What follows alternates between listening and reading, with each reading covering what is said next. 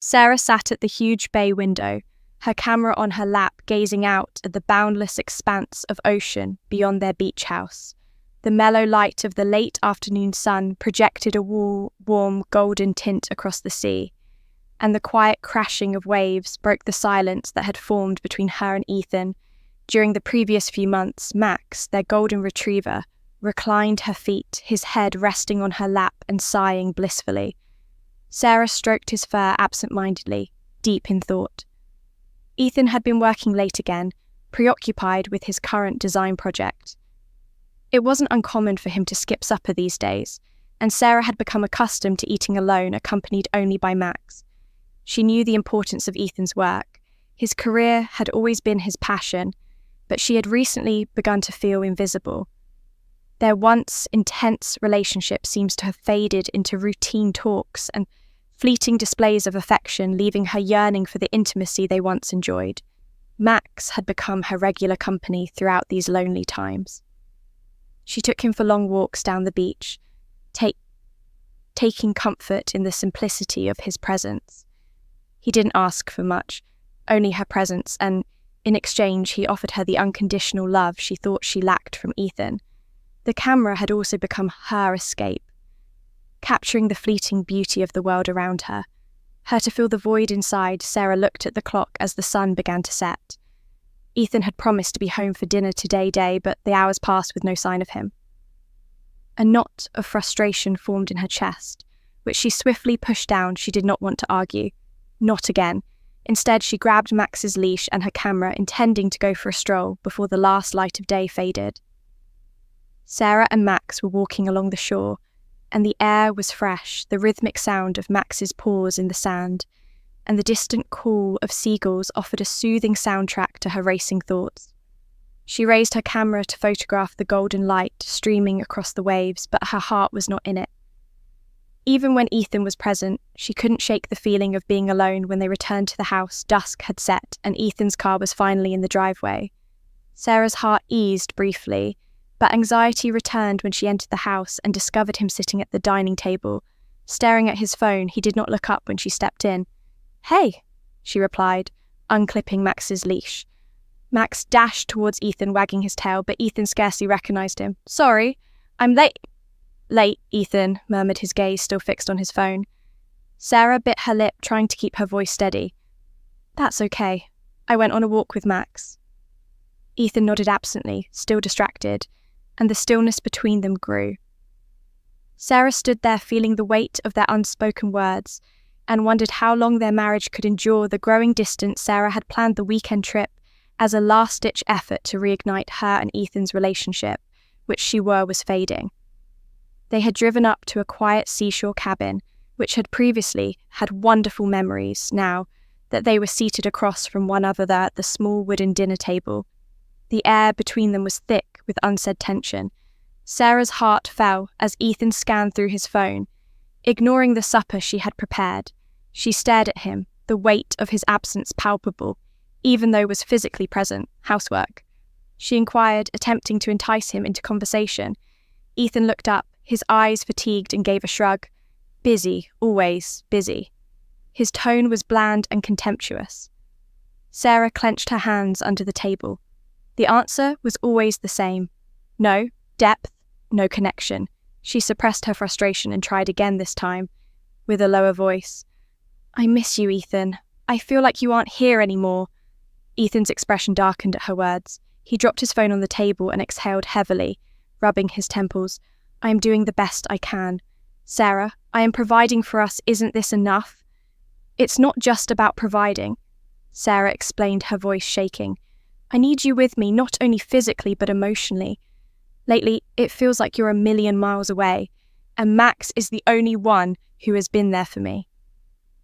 Ethan's gaze shifted to the puppy who lay blissfully at Sarah's feet. His jaw tensed, and Sarah saw a glimpse of something unreadable in his gaze.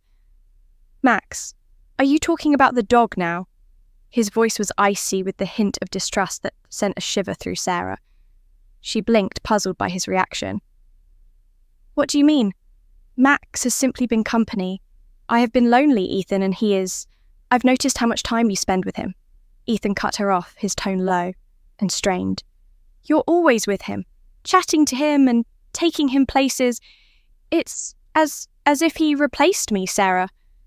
Felt her stomach drop. What, Ethan? That is crazy. He's a dog, for God's sake. But Ethan was not listening. He pushed away from the table and stood walking across the room. It's not only about the dog, Sarah. I realise how remote you have become. You never speak to me like you used to. Maybe I haven't been around much, but you don't even bother to reach out anymore. Sarah stood up, her heart thumping. I haven't reached out because you're never available. I attempted to chat to you, Ethan, but you are constantly preoccupied with work or your phone when I need someone to listen. Max is the only person who does, but he's just a dog. Ethan turned to face her.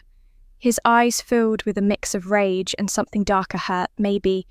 The problem is that I'm not enough for you anymore. His words hit her like a punch before she could say anything.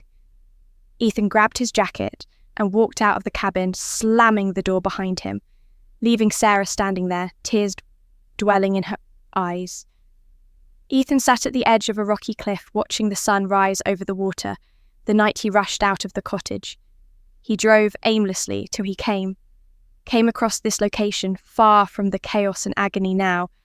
When the early morning light broke through the clouds, he felt the weight of his axe crushing against his chest. He realised he'd overreacted. His mind had transformed Sarah's words and deeds into something they were not. The more he thought about it, the more he knew his envy and wrath were about his own guilt. Not Max's. He had been missing both physically and emotionally for far too long. Sarah had reached out to him in her loneliness, but he shoved her away. He had let work consume him, allowing her to seek consolation in their dog because he had not been present for her. Ethan sighed deeply and ran a hand over his hair. He could not believe how much they had drifted apart. He adored Sarah more than anything, but his own anxieties had blinded him to her requirements. He knew he had to make things right and repair the harm he had caused before it was too late. As he drove back to the cabin, he felt a sense of urgency when he arrived. He saw Sarah sitting on the porch with Max by her side. She appeared tired, her eyes red from crying, but there was a quiet strength in her posture that made his heart hurt.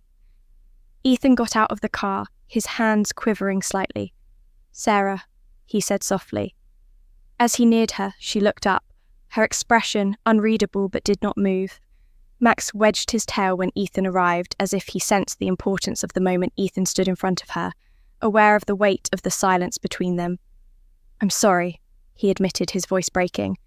"I have been an idiot. I let my anxieties get the best of me and I wounded you. I know I haven't been there for you as much as I should have been, and I regret making you feel as if you had to turn to Max because I wasn't enough." Sarah's G softened and she stood up, arms protectively wrapped about herself. "I did not turn to Max because you weren't enough, Ethan. I turned to him because I was lonely and needed someone. But I've never stopped needing you. I just didn't know how to contact you anymore." Ethan's heart squeezed. "You don't need to contact me anymore. I'm here now to fix this. I know I've been neglecting you, Sarah, but I still love you. I love you more than anything else, and I'm willing to do whatever it takes to make things right." Sarah's eyes welled up with tears of relief. "I love you too, Ethan," she whispered. "I've always loved you." They stood there, the early morning light enveloping them in warmth, holding one other for the first time in what seemed like forever. Max crawled cheerfully at their feet, a silent reminder of the loyalty and affection that had always existed even in their darkest hours. They stepped inside together, determined to re-establish the trust and connection they had nearly lost.